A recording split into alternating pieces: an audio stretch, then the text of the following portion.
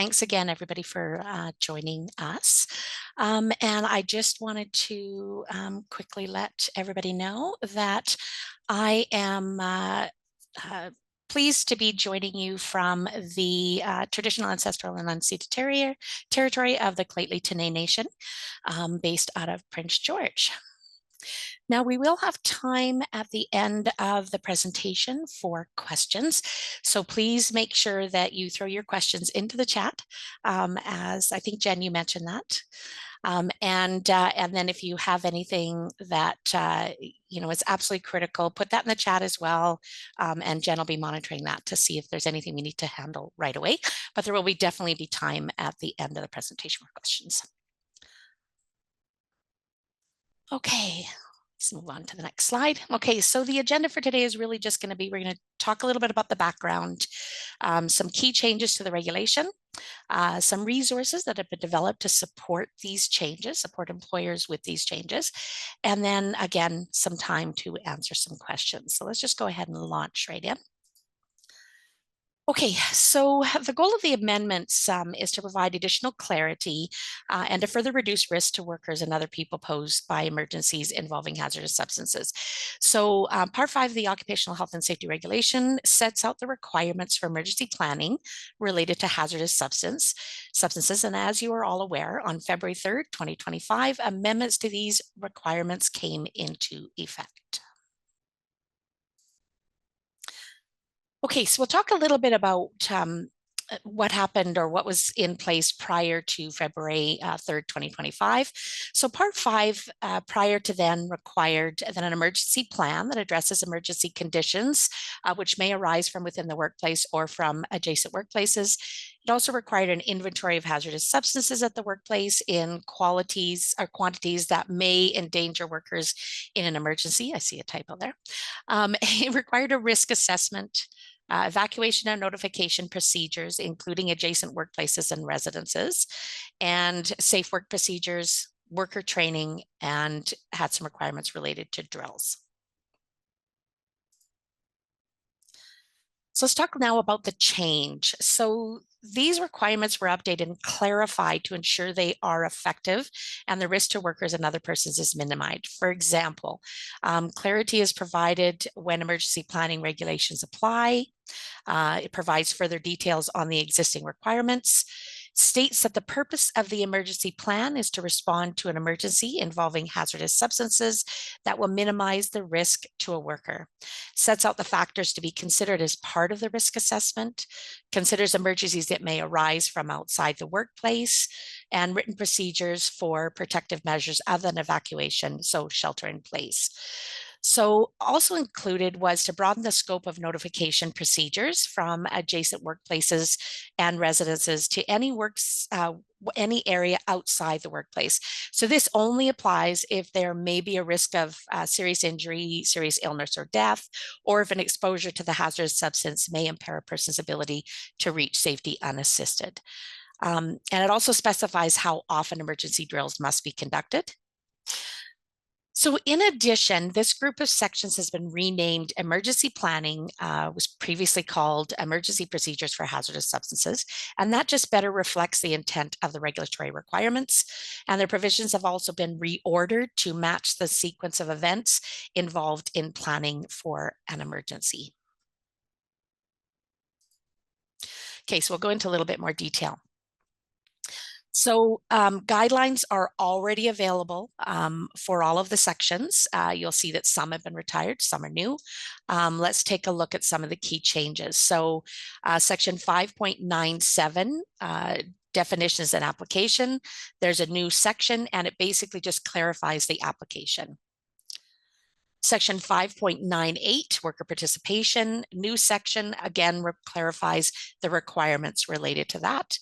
Section 5.99, inventory of hazardous substances, it's renumbered and adds specificity and clarity. So section 5.100, which is risk assessment, it's been renumbered and adds that specificity and clarity. 5.101, emergency response plan, has been renumbered and clarifies the requirements. Section 5.102, emergency procedures, protection and notification, again, has been renumbered, expanded, and added specificity. Section 5.103, emergency procedures, safe work. It's been renumbered and then it's been expanded and specificity is added. Boy, that's a weird word. Section 5.104, training and drills, renumbered, added specifics and clarity. So nothing net new has been added. All of the concepts existed in the regulations, but they were very high level. So further detail and clarity was added along with that renumbering that we talked about. Okay, so let's talk about some more key changes. Okay, so we're going to go over each particular section so you understand what has changed within that. So section 5.97, definitions and applications. So emergency situations can call to mind a number of things for the purposes of the regulations. Here are some examples of emergency situations that are within this scope. So an accidental spill or release of hazardous substances at the employer's workplace or at a neighboring workplace, a fire caused by or involving hazardous substances, a natural disaster that could result in spills or other process upset conditions involving hazardous substances. So OH&S guidelines clarify that although both the terms hazardous substance and emergency should be interpreted very broadly, employers only need to plan for those emergencies that can be reasonably anticipated. So hazardous substances are defined as biological, chemical, or physical agents that by reason of their properties are hazardous to the health or safety of people exposed to them. So examples of hazardous substances include hazardous products covered by the Workplace Hazardous Materials Information System, so by your WHMIS, explosives, pesticides, radioactive materials, hazardous waste, and any consumer products, etc. So employers must minimize the risks posed by the products, both during normal processes and in the event of an emergency. So the regulatory excerpt, section 5.97(2) of the OH&S regulation states that sections 5.98 to 5.104 apply in relation to an emergency arising within or outside a workplace and a hazardous substance at a workplace if the hazardous substance could cause an emergency, or one, cause an emergency, or two, aggravate the effects of an emergency, including risk to a person. So if you refer to guidelines 5.3-1, there's additional information on that. And then section 13 of the Workers' Compensation Act defines a hazardous substance as, and actually we already reviewed that piece. Okay. So what you're going to want to do is consider all hazardous substances used or stored at the workplace that could cause or worsen an emergency. So many hazardous products may not meet this threshold and will not require standalone emergency planning unless they're stored in large quantities. There is no I'm not going to provide any definition as to what large quantities means. You'll need to look at the requirements related specifically to that particular hazardous substance to know what a large quantity might consist of. So consider emergencies also at nearby workplaces. So many hazardous consumer products that comply with the Canadian Consumer Chemicals and Containers Regulations and Hazardous Products Act will generally not require standalone emergency planning unless they're stored in those large quantities. For hazardous substances used at the workplace, the emergencies which meet this criteria should be identified through a risk assessment conducted in accordance with section 5.100 of the regulations. Employers must also make sure that they're establishing emergency plans for hazardous substances that could impact the employer's workers in the event of an emergency at another workplace. So thinking about how that particular event may impact on your workers in your site itself, where and that's specifically where such a risk is known or reasonably foreseeable. So there is more information on guidelines 5.97-2 and guideline 5.100 will give you more additional information. Okay, so let's talk a little bit about reasonably foreseeable emergencies. So we often think of emergencies in terms of fire, floods, and earthquakes, but there could also be other types of emergencies. Examples consider process safety at large dangerous processing plants, which will only impact on you guys if a site is located in the vicinity of that processing plant. And can you think of emergencies that are reasonably foreseeable for your industry?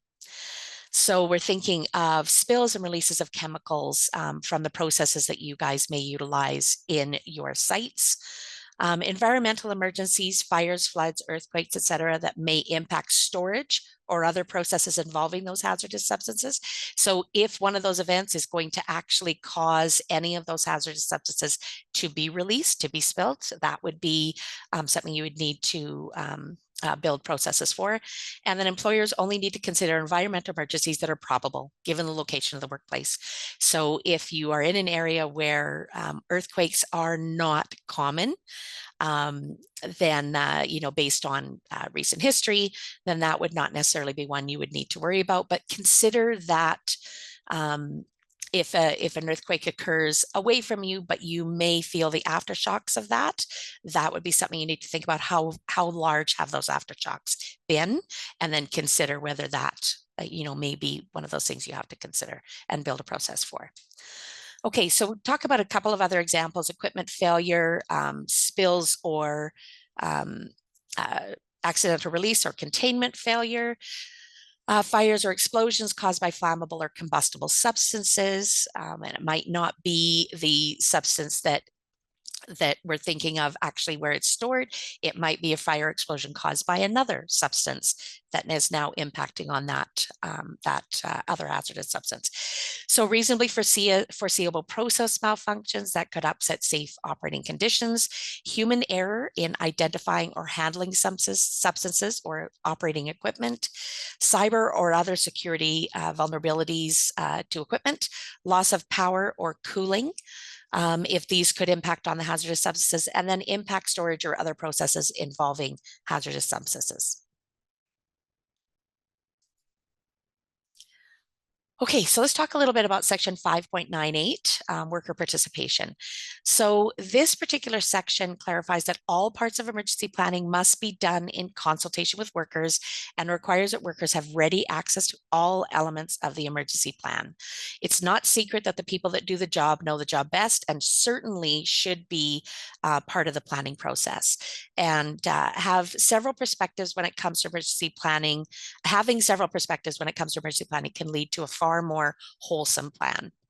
So there's specific requirements, 5.98, an emergency response plan, including any inventory, risk assessment, emergency procedures, or program for training and drills that is a component of the emergency response plan, must be developed, implemented, reviewed, and updated in consultation with the Joint Committee, the worker health and safety representative, or if there is no committee or worker health and safety representative, then the workers at the workplace. And then talks a little bit about records. The following records in relation to a workplace must be readily available to workers. And as applicable, the joint committee or worker health and safety representative. So must be the inventory, the risk assessments, the emergency response plan, emergency procedures, and any other record prepared under 5.104, for example, drills.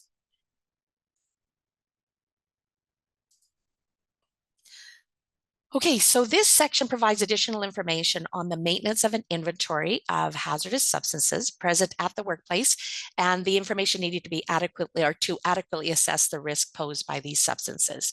So inventories prepared under this section need only include substances that are present in the workplace in sufficient quantities that they may endanger a person in an emergency. So if all of that became exposed, if it spilled, and that would create an emergency, that would be an amount large enough to cause or to require that it be included in the inventory.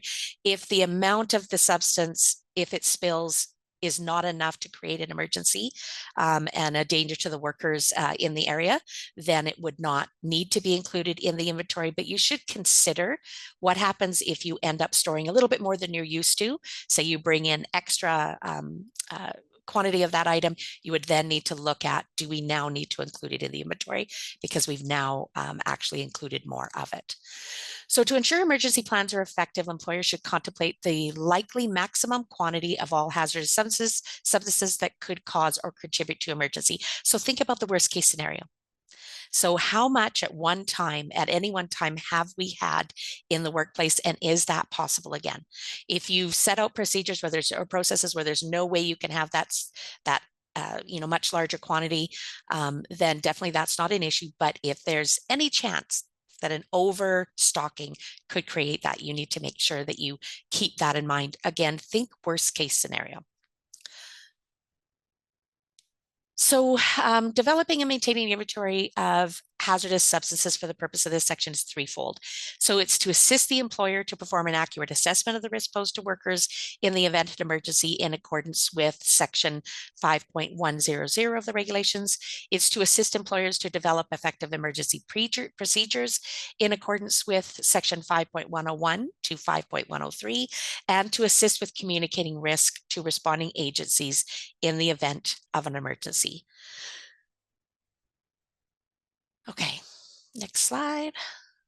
Okay, so inventory of hazardous substances, we'll talk a little bit more about that. So the initial determination of whether a hazardous substance could pose a potential risk in the event of an emergency must be made in consultation with workers. Unless there is clear agreement that a particular substance would not pose a risk to workers, it should be included on the inventory. So remember, that's clear agreement so that everybody has to be in consensus on whether it does or does not need to be included. Most consumer products, again, we talked about would be excluded from an inventory under this section during this initial determination, unless, again, they are stored in large quantities. So for employers that maintain an inventory of all hazardous substances to ensure compliance with WHMIS or other requirements, the subset of hazardous substances that might be considered for the purposes of developing emergency procedures may be indicated on this master list. So it might be just tweaking the existing process that you have to maintain those hazardous processes. And it just says, okay, this also requires that we have emergency procedures. And if the specific information required under 5.99 is included.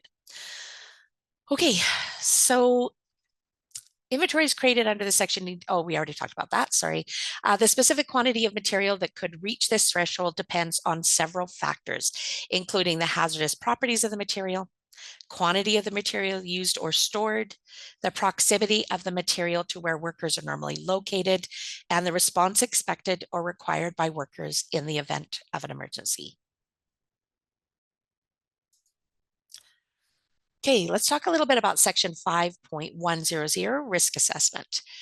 So this section has been amended to require employers to assess the risk posed by all hazardous substances in the inventory, hazardous substances that could foreseeably enter the workplace due to an emergency outside of the workplace, and then hazardous substances that could be generated at the workplace, for example, because of an accidental reaction.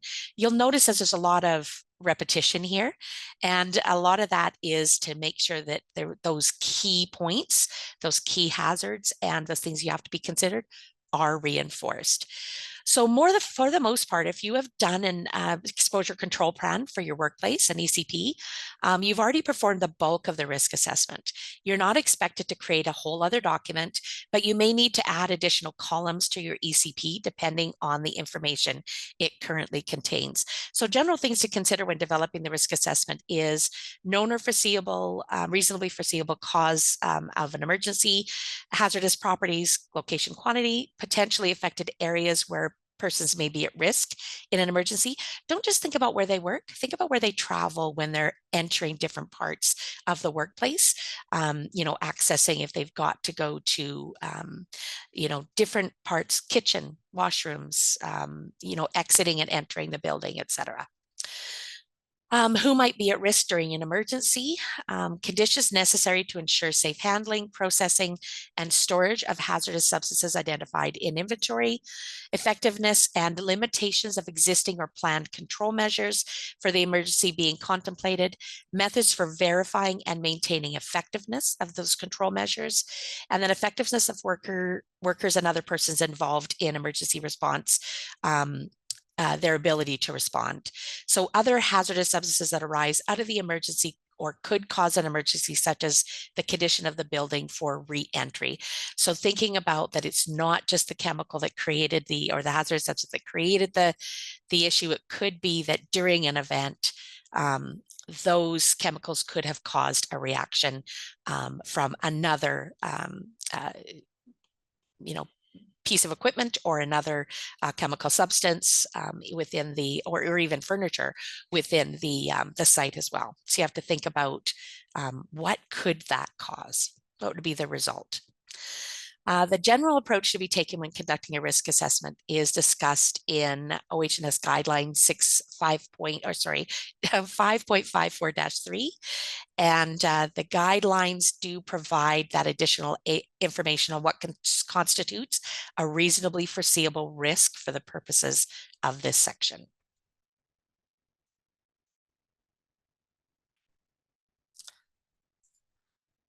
Okay, assessing the risk posed by a hazardous substance. So the risk assessment should be based on your identified inventory.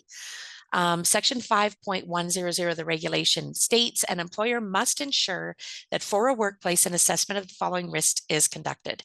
A risk posed in an emergency by any hazardous substance identified in the inventory for the workplace, and a risk posed by any other hazardous substance if it is known or reasonably foreseeable that the hazardous substance could be generated at the workplace or because of an emergency may enter the workplace.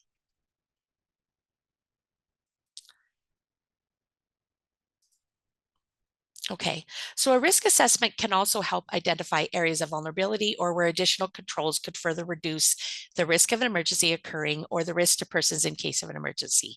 Workers who work with or around hazardous substances are in the best position to help identify areas of potential risk and must be consulted in the assessment process in accordance with the requirements within OHS regulation section 5.98.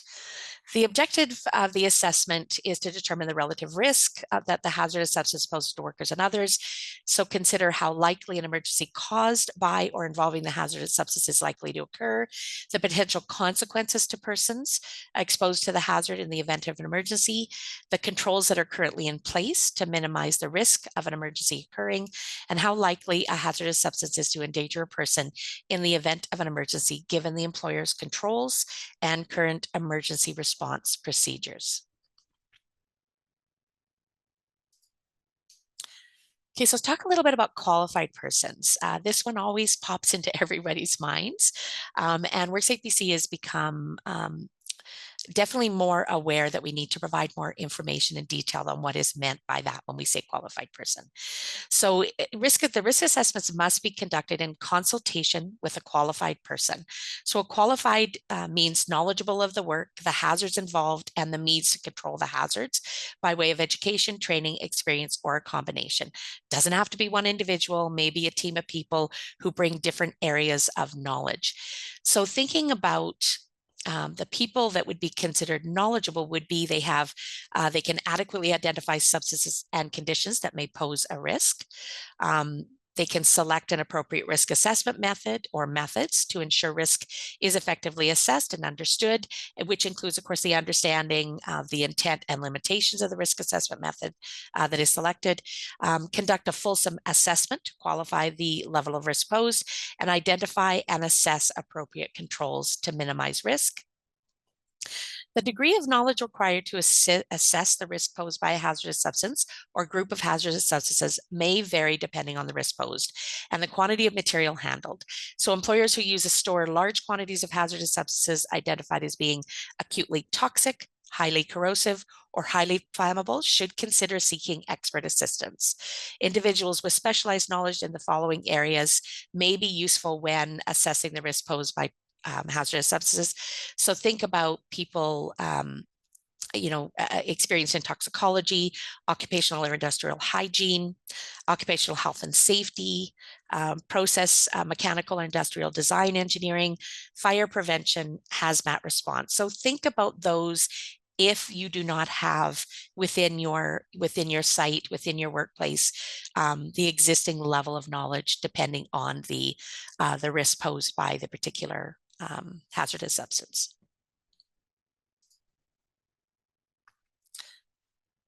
Okay, so a little bit more information about qualified persons. So for substances that are less hazardous or present in smaller quantities, it may be sufficient to base a risk assessment and your emergency procedures on literature reviews or other reliable sources of information. For example, your SDS sheets are a great place for some of that information. Employers are encouraged to consider the input of workers when determining who is qualified for the purpose of assessing risks under this section. Okay, so let's talk a little bit about assessing risk posed by hazards outside the workplace. So in addition to assessing the risk posed by the hazardous substances used and stored at the workplace, employers are also required to assess the risk posed by hazardous substances that may enter the workplace as a result of an emergency at another workplace.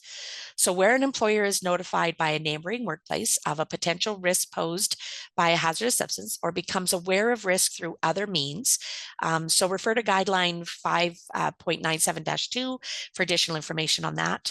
Employers should use information available to estimate the risk posed to workers. As employers are unlikely to have the information necessary to conduct a fulsome assessment of risk for hazardous substances that arise outside the workplace, assessments need to be based on a review of potential health effects of the substance identified and a reasonable estimation of the likely quantity of hazardous materials that may be involved where possible. And employers may find the emergency response hand or guidebook that is published by Transport Canada helpful in identifying and estimating the risk posed by specific hazardous materials. So thinking about if your site is located next to a railway line, you may want to consider that it may be transportation of these hazardous chemicals that may run past your site in close enough proximity that if there is a release of chemicals, that you would need to think about what kind of stuff is transported. Typically what you'll get is a notification that something has been released that will come across the news. And if you live in permanent vicinity of another workplace that has hazardous chemicals, you will probably be very aware of what those chemicals are. If you're in close vicinity or depending on where the prevailing winds are coming from, you will have been notified that in the event of something like this happening, you will be notified by this company that an event has occurred, and you may need to to make some kind of a response or have some kind of response. So thinking about examples of other hazardous materials that might enter some workplaces, that includes wildfire smoke from forest fires, natural gas from broken gas lines, methane from neighboring landfills, ammonia released from neighboring ice arenas, and explosions that may result from bulk fuel tanks. That's not an exhaustive list. It's just an example of some of those. And some of those, it's really hard to know what the quantity might be or when it might even occur. But you can also look at what's occurred in the past in your area where your site is located, as to what have you seen previously with any of those type of hazards. And if you haven't had any exposure at all, then it's going to be really difficult to assess what the risk might be. And it's really just doing the best that you can. So section 5.101, which is the emergency response plan. So a written plan for responding to emergencies in a manner that will minimize the risk to people must be reviewed annually in light of actual emergencies, significant changes in workplace circumstances, when there is a reason to believe the risk assessment is no longer valid, and it must be readily available to workers. Okay, so there's going to be more information within the guidelines related to that. And we'll talk a little bit about all of the different guidelines right towards the end of this presentation. So you haven't been left trying to figure out all of that yourself. Okay, a little bit more about emergency response plan. So the ERP must include an inventory of hazardous substances, risk assessments that relate to hazardous substances, assigned roles and responsibilities, procedures for notifying and responding to emergencies, training and drill requirements as well. So emergency plans should be organized in a way that is understandable to workers and easily referenced in the event of an emergency. We all know that what ends up happening when an emergency occurs is people get focused on their particular flight, fight, or flight, sorry, freeze, fight, or flight response. And all of the things that they've learned can go out of their head. So having the ability for them to easily pull something up, so not necessarily on a computer, doesn't have to be that, but something that they can look at and say, okay, this is my response to that, and making sure that they review it often enough, depending on their risk of exposure, that they don't have to rely on going to the emergency response plan to know what they need to do.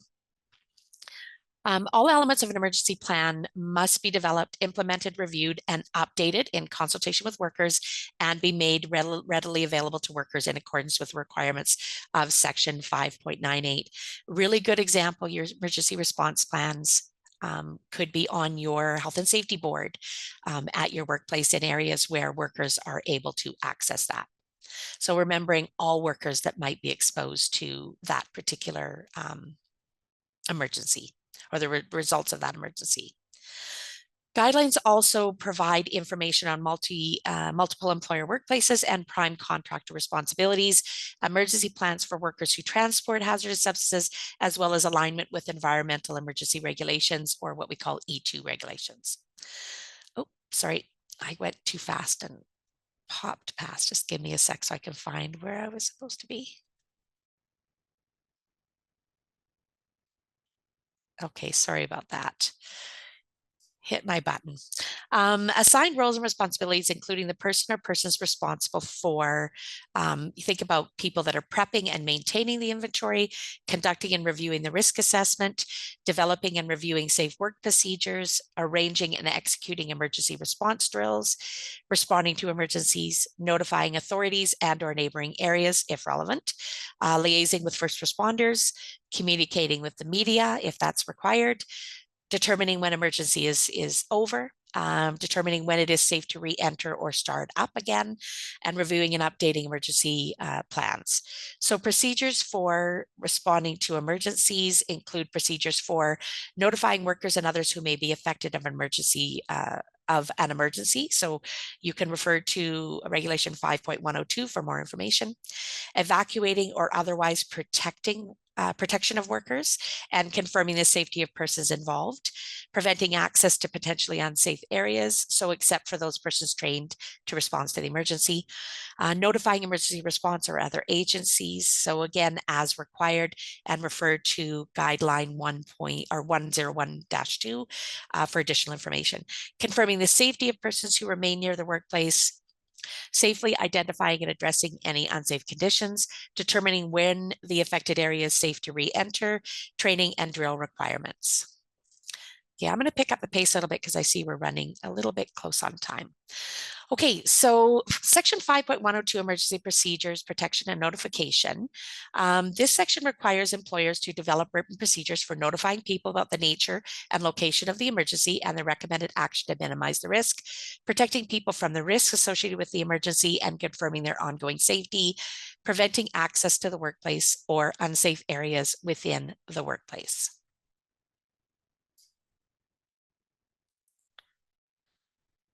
Okay, so emergency 5.102 emergency procedures protection notification. The amendments expand on the list of people who must be notified under this section to include any person in an unsafe area of the workplace, any person with an assigned role or responsibility in responding to that emergency, and anyone who may be at risk of serious injury, serious illness or death, or whose ability to reach a place of safety unassisted may be impaired because of exposure to the hazardous substance.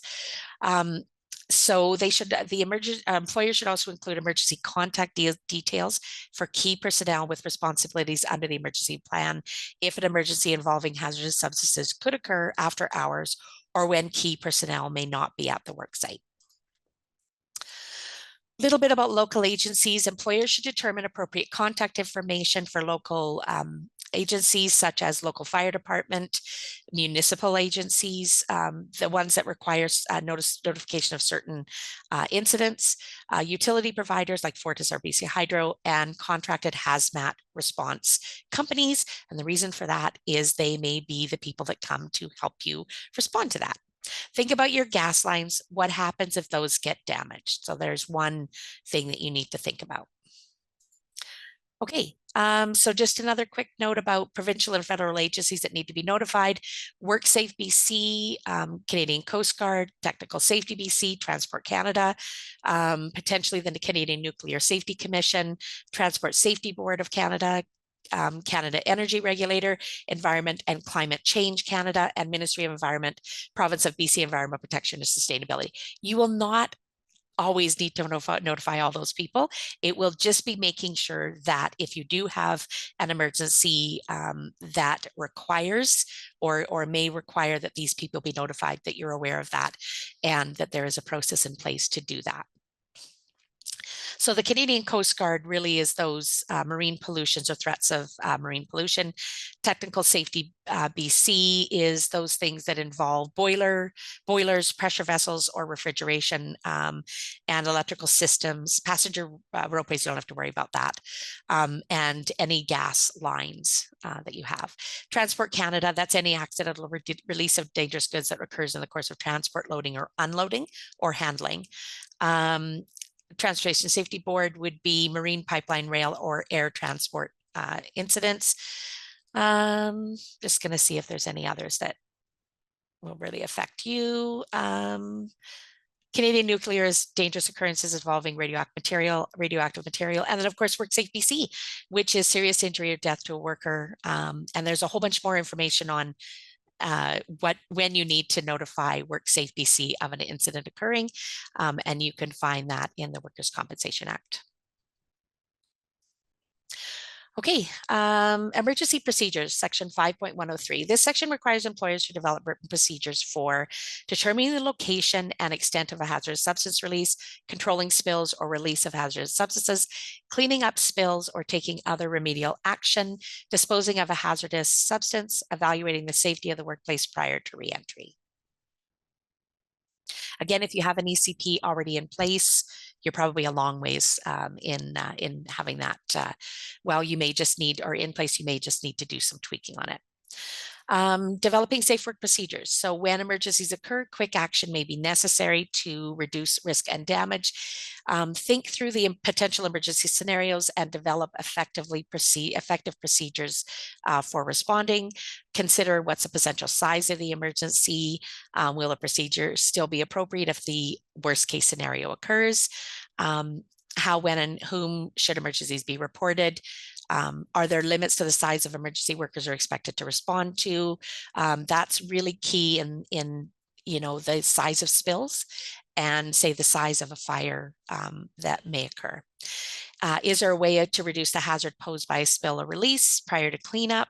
So neutralization, dilution, ventilation, etc. Do you have appropriate materials and equipment to respond?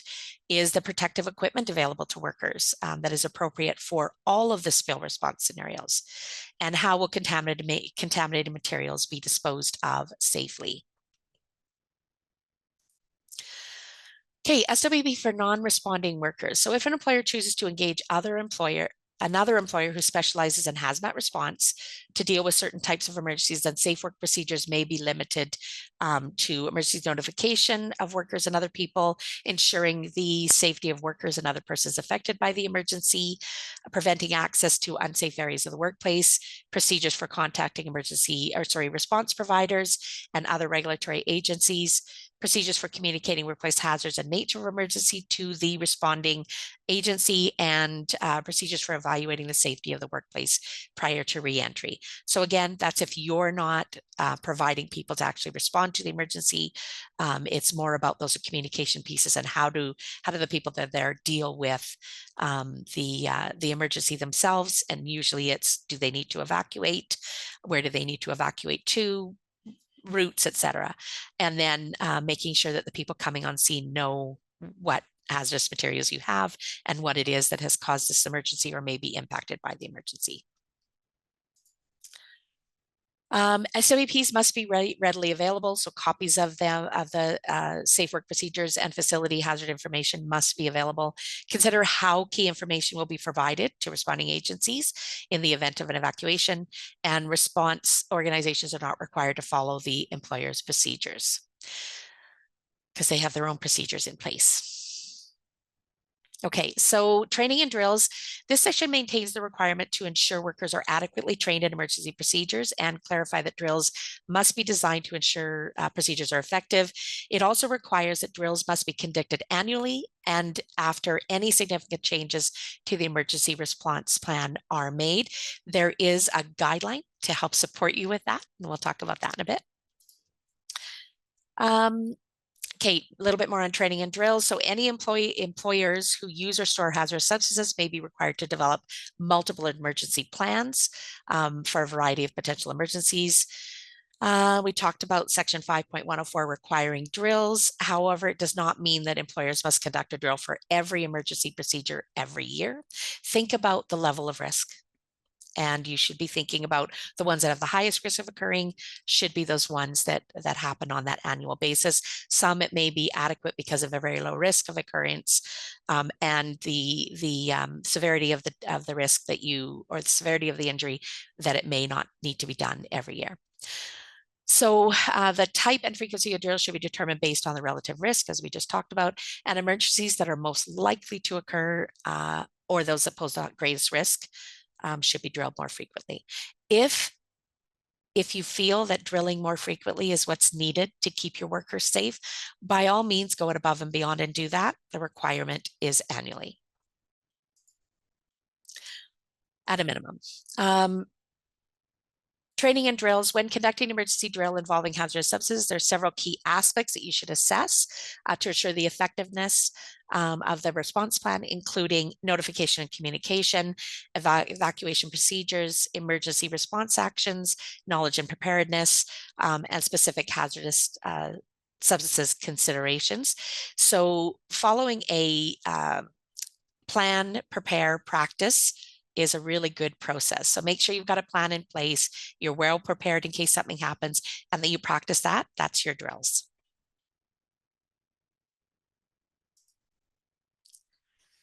Following the drill, and evaluation of the drill performance should be conducted to identify deficiencies or areas of improvement in emergency response plan.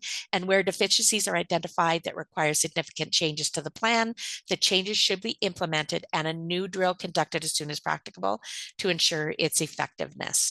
So that's pretty much common sense. If we know the drill was not that effective, we need to make sure that we have processes in place and we drill again to make sure our people are ready for when something happens.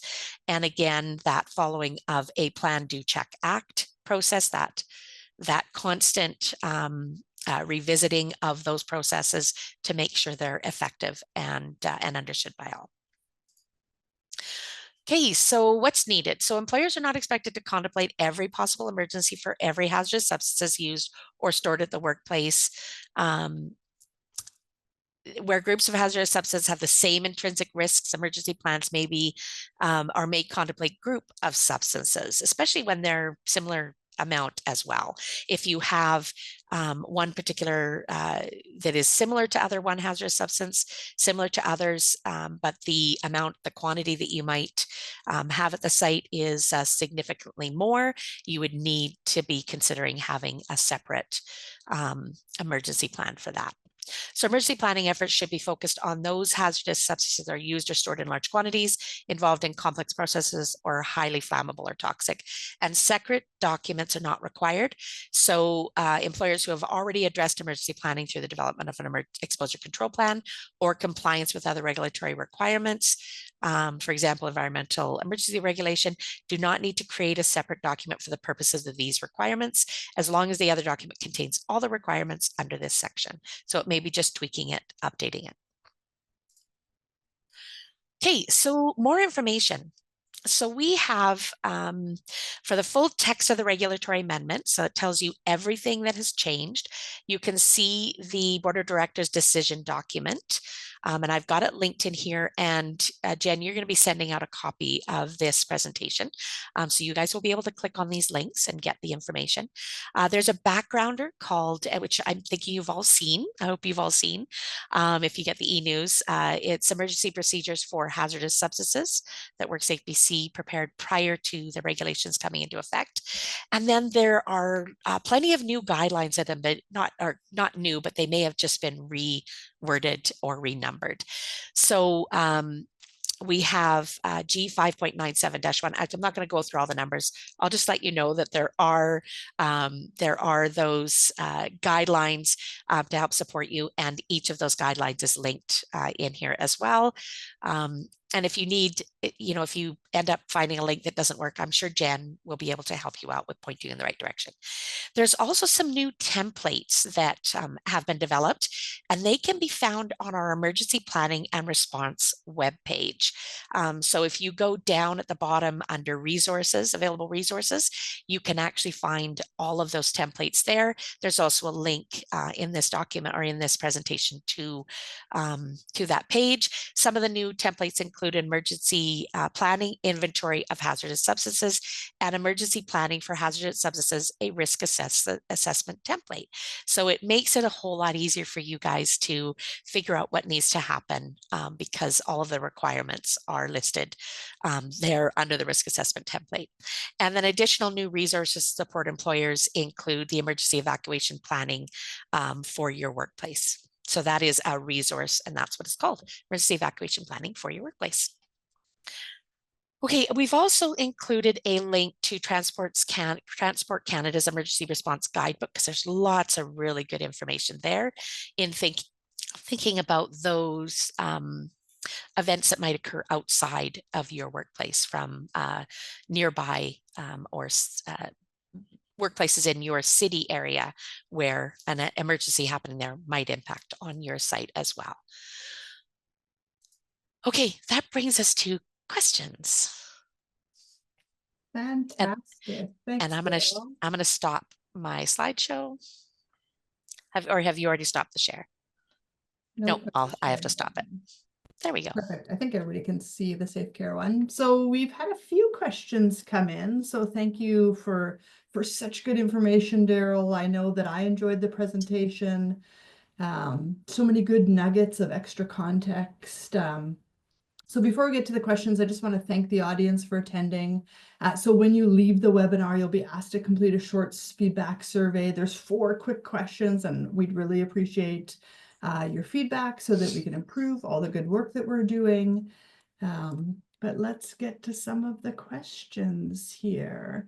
I see that some people have raised their hand. I don't think in this type of webinar we can actually address those. So if you wouldn't mind just throwing them into the questions, the Q&A box, then we'll get to some of those. But in the meantime, Daryl, somebody from home care had asked whether these changes would affect them. And I've wrote them a private message, but I thought that I would just throw it out to you as well. Can you think of some things that might not apply to home care here? So thinking about if you have, of course, obviously the places that you go for home care, that is the worker's workplace. So if there is something that may cause an emergency that would impact those workers in the course of their duties, you would have to have a plan for how they will respond to that emergency, understanding that you don't have control over the location that they're in because it's somebody else's home, but you can talk to them about what's your evacuation route to get from that location. Do you shelter in place or do you need to evacuate? So those things should still be considered. Especially if the homes that are visited are in really close location or close proximity to high risk workplaces where there have been instances where it has impacted on the homes, the residences around them. So just considering those things, but you're also not going to have control over these substances that might be in somebody's home. You just don't. You don't know how much is there. You don't know what kind is there. So just making sure that there is a process for them to follow if an incident does occur.